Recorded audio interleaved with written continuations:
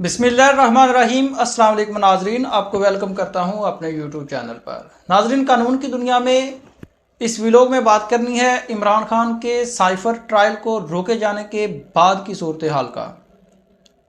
और आपके चंद अहम सवालात जो आप सोशल मीडिया पर तलाश कर रहे हैं या जो आप जानना चाहते हैं कि क्या साइफर ट्रायल का जो केस का ट्रायल रोकने का हुक्म है, अगर ये इस केस का फैसला इमरान खान के हक में आता है तो क्या ये साइफर वाला केस ख़त्म हो जाएगा, और क्या ये जो रिलीफ मिला है 2 दिन का जो रिलीफ है, जो स्टे ऑर्डर जारी हुआ है, क्या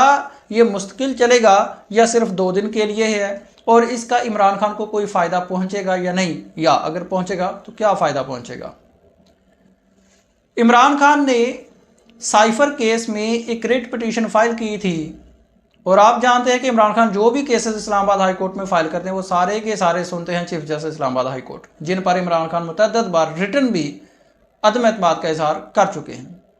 जब उनके पास ये रेट पहुंची कि इमरान खान का साइफर केस में ओपन ट्रायल करना चाहिए, खुफिया ट्रायल नहीं करना चाहिए,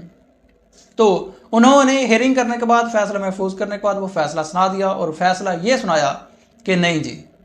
ट्रायल होगा तो खुफिया ट्रायल ही होना चाहिए। जबकि जो उनकी कोर्ट में सेम केस में, साइफर केस में ही दरखास्त जमानत हुई थी, उसमें भी प्रोसिक्यूशन ने एप्लीकेशन फाइल की थी कि जी खुफिया हेयरिंग करें बेल पर, लेकिन उन्होंने कहा जी नहीं, कोई खुफिया हेयरिंग नहीं होगी, ओपन हेयरिंग होगी जमानत पर। और जमानत पर ओपन हेयरिंग हो सकती है, लेकिन जो ट्रायल है वो खुफिया ही होगा। कहते हैं खुफिया ट्रायल हो रहा है, इसको होने दें।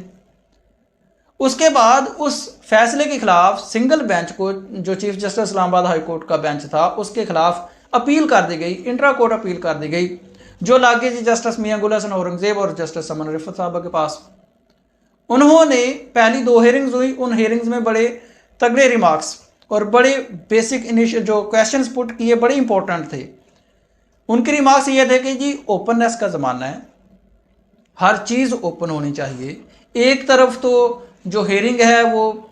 टीवी पर नशर की जाती है, दूसरी तरफ हेयरिंग का किसी को पता भी नहीं चलने दिया जाता। वो ज़ाहिर सी बात है, जो बयानात हैं वो बाहर आ जाते हैं और गवाहन के नाम बाहर आ जाते हैं, उनकी स्टेटमेंट्स बाहर आ जाती हैं 161 की। अच्छा, तो उन्होंने कहा कि जी इंसाफ होता हुआ नज़र नहीं होना ही नहीं चाहिए, बल्कि होता हुआ नज़र भी आना चाहिए। 2 उन्होंने क्वेश्चंस जो लीगल क्वेश्चंस थे कि किसका इख्तियार है कि जेल ट्रायल का ऑर्डर करना है, किसका इख्तियार है, किसने स्पेशल कोर्ट का नाम देना है। इसका जवाब ये था कि जेल ट्रायल का ऑर्डर और स्पेशल जज की जो तैनाती है वो करनी है अदलिया ने, ना कि इंतज़ामिया ने, और इस केस में ये सारा काम कर दिया इंतज़ामिया ने, और इस बेस पर आज स्टे ऑर्डर जारी कर दिया। स्टे ऑर्डर क्या जारी किया है कि जो साइफर ट्रायल हो रहा है, जो केस जहां पर है वहां का वहां ही रुक जाए। अब इसके बाद की सूरत हाल ये है कि जब तक ये स्टे ऑर्डर बरकरार रहता है, ये 2 दिन रहे, 4 दिन रहे, 20 दिन रहे, महीना रहे, साल रहे, जब तक ये स्टे ऑर्डर मौजूद है, साइफर जो केस है उसका ट्रायल रुका रहेगा मीन्स के, तब तक इमरान खान को सज़ा नहीं होगी। एक बात याद रखें कि ये सिर्फ केस इस हद तक था कि ट्रायल ओपन किया जाए, केस साइफर केस ख़त्म करने का केस ये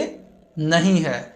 अगर ये फैसला इमरान खान के हक में आता है, जो कि चीज़ें नज़र आ रही हैं, वाज़ह होती जा रही हैं कि ओपन ट्रायल का ऑर्डर आ सकता है इस डिवीजन बेंच से, तो अगर ये ओपन ट्रायल का ऑर्डर आता है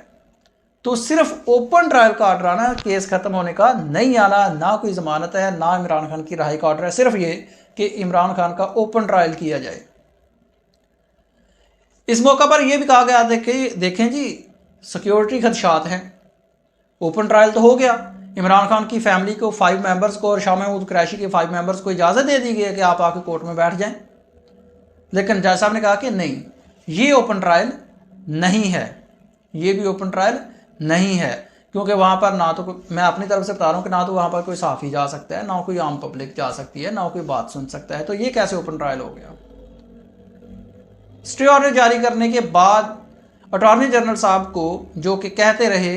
रिक्वेस्ट करते रहे कि जी स्टे ऑर्डर आप जारी ना करें, स्टे ऑर्डर जारी ना करें, उनको तमाम का तमाम रिकॉर्ड, साइफर केस का रिकॉर्ड, सारा कुछ लाने का ऑर्डर जारी कर दिया गया। इस स्टे ऑर्डर जारी होने के बाद कल जब इमरान खान की गिरफ्तारी डाली गई थी जिस केस में, नैब के केस में, उसमें जज मोहम्मद बशीर खान का आज फिर से नैब में गए, कोर्ट जाके नैब में लगाई, इमरान खान के रिमांड पर हेयरिंग की, इमरान खान का जिस्मानी रिमांड मुस्तरद कर दिया गया। और आपको पता है जब जिस्मानी रिमांड मुस्तरद हो जाता है उसके बाद जो मुलजम होता है वो ज़मानत फाइल कर सकता है।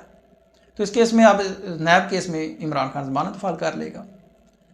एक तरफ तो जेल जो खुफिया ट्रायल या जेल ट्रायल जो भी हो रहा था उसकी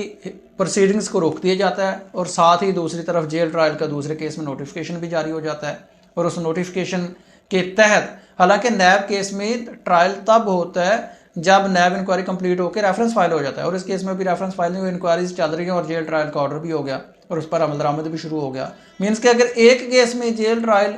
की प्रोसीडिंग्स को सेटिसाइड किया जाता है तो दूसरा केस फिर आ जाएगा, और ज़ाहिर सी बात है जब एक केस में सेटिसाइड हो जाएंगी तो दूसरे केस में भी डेफिनेटली हो जाएंगी, तो वो कोई बड़ा मसला नहीं है। लेकिन कब तक? अच्छा, इस केस में अगर फ़र्ज़ किया, मैं फ़र्ज़ कर रहा हूँ, चांसेस हैं कि जो सूरत हाल नज़र आ रही है कि इमरान खान के हक़ में फ़ैसला आ जाएगा, ओपन ट्रायल का ऑर्डर हो जाएगा, फिर जो नैब के केस में नोटिफिकेशन कर दिया फिर वो भी सेटिसाइड होगा, वो भी ओपन ट्रायल में हो जाएगा, फिर किसी और केस में अगर कर दिया जाता है तो वो फिर सिलसिला चलता रहेगा।